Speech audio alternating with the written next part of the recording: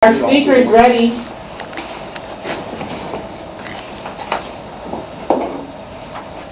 Almost everyone has seen at least one Marvel movie in their lifetime, and I'm sure all of you are no different. From the Tobey Maguire Spider-Man movies to the recent box office hit The Avengers, almost everyone has seen at least one Marvel movie in their life. But what most people don't know is just how much Marvel information comes from ancient mythology. I've done quite a bit of research on different mythologies as well as on the Marvel comics themselves, and I'm here to impart that knowledge onto you. From the Norse gods Thor and Loki to the Hulk and even some of the other characters, mythology has seeped far into the Marvel world and has shaped its existence. This morning I will tell you about various Norse gods and creatures, the Jewish tale of the Golem, and a few other stories that have made their way into the Marvel universe. Norse gods have been thrown back into the spotlight with the recent popularity of the Avengers movie. The first box office gross was $200.3 million alone, breaking the record of any domestic release at the time, according to CNN. With characters from our past like Thor and Loki being brought back into the spotlight, it's interesting to learn where they may come from. Thor is a Norse god of thunder, as most people know, but he's also been depicted as a god of war, a god of sea, and a god of fertility. But no matter the depiction, he's always depicted showing that he saves humans from evil, no matter what those evils might be. Loki, on the other hand, is a Norse god of fire and a purveyor of mischief. Martin Arnold from Thor: Myth to Marvel says that Loki is in many ways the opposite of Thor. And as they were created to be opposites, it makes them rather good comic book characters.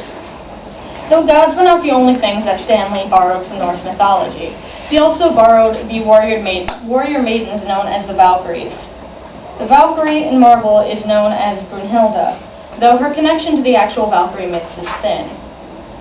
Kathleen Self tells us that Valkyries are a mix of the masculine and the feminine genders, which in Norse times was near unheard of, making them more of a third gender more than the feminine like they are shown in Marvel. While Norse connections are most obvious, there are other connections linking the Hulk, the Thing, and the Jewish legend. The story of the Golem is one of a protective sort. The Jews in Prague were going through some difficulties, and a rabbi and two students created a figure of clay to protect them from death, and now it comes and helps them in times of struggle and of sorrow. The Hulk is the first connection that Marvel has made to the tales of the Golem. Robert Weiner says that the Hulk is a modern-day version of the Jewish Golem saga, and the Hulk's creators Stan Lee and Jack Kirby agree with that statement. There was a story in the issue Hulk number 134 where the Jolly Green Giant saved a family from danger, and they also compared him to the creature. The Thing is another connection to the Jewish myth.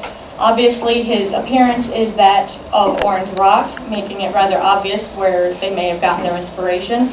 And the character of Ben Grimm is also Jewish, giving him some ties to the legend. And of course, the most obvious connection to the myth would be the character known as the Golem. The Golem is known as a monster hero, like the Thing and the Hulk, and he is very protective of his family. He was created by the last tear of a dying professor, which fell onto a figure of clay, and he then went to go save his family from the captors, because his subconscious was transferred into the creature.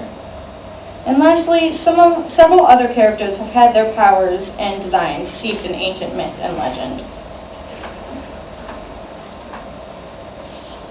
Other various Marvel characters have had their stories filled with myth. Marvel has the character of Lilith. In Marvel's canon, she is